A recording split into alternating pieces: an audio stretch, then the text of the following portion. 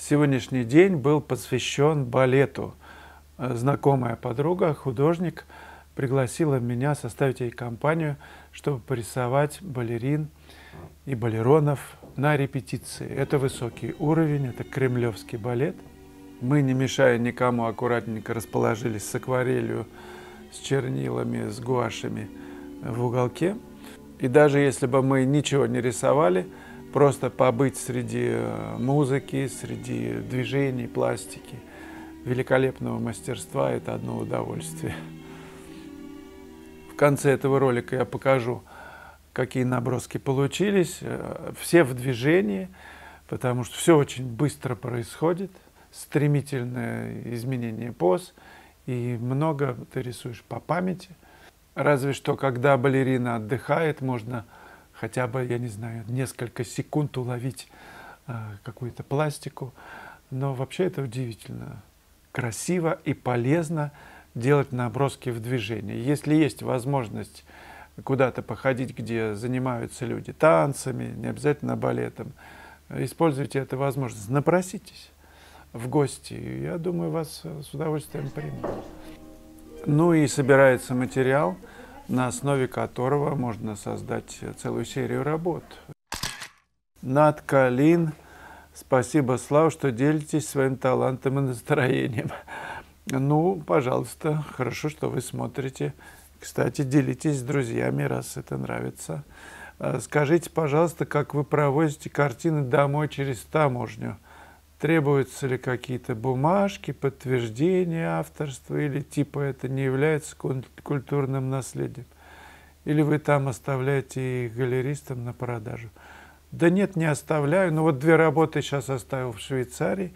Друзья обещают привезти скоро. Они метровые, и в рулон, и в чемодан. Я провожу в последнее время. Я стал ездить с чемоданом большим, объемным, куда кладу, кроме художественского скарба, еще и холсты на подрамниках прямо.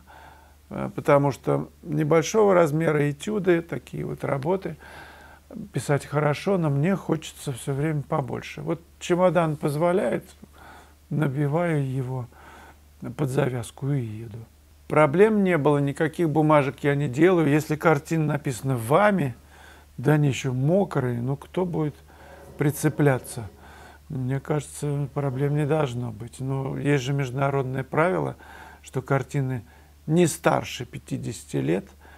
Вам нужно, конечно, доказать, что она не старше, но мокрая. Прям черкните при них мастихином, вот так вот помажьте себя. Россия вперед, и все. User NQ музейным экспонатом какая современная картина считается? Именно в какой технике музейным экспонатом? Разные же музейные есть. Музеи. Есть, например, музей вообще восковых фигур, всяческих каких-нибудь искусств. Зависит от начальство музея, что им к лицу. Некоторые музеи вешают на стену корягу и прилеплено на него что там, банан скотчем приклеен, что ли, был, или что-то еще. Есть и такие. И далее, современные художники обращают внимание на строение картин. Вопрос, настроение картины. Не очень понимаю, что значит строение. Что там на ней изображено, что построено, да? Наверное, обращают. Я не знаю, я только могу о себе говорить. Я очень большое внимание обращаю на строение картины. Вот как она, из чего она состоит. Некое живописное звучание.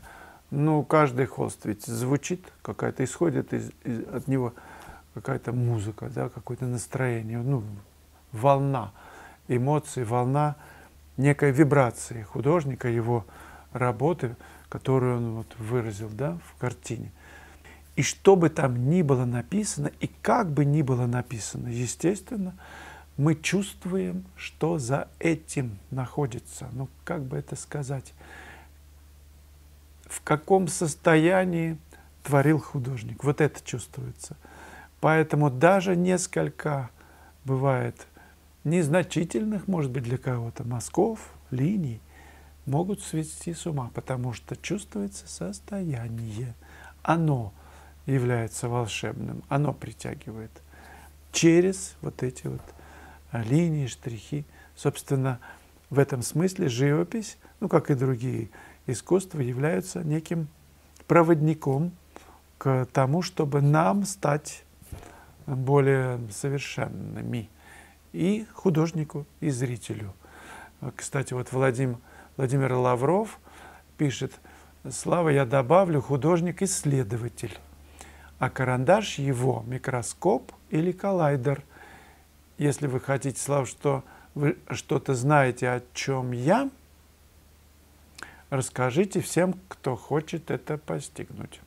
Да, я с вами, Владимир, абсолютно согласен, что художник – это прежде всего исследователь самого себя, человек, который с помощью живописи, как другого инструмента, познает самого себя, что он такое есть.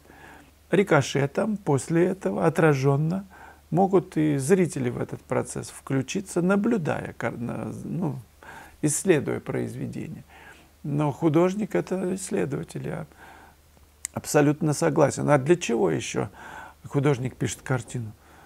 Ну, если для продажи, это одна история. Ее просто нужно отделить от того настоящего исследования, которым занят каждый из нас.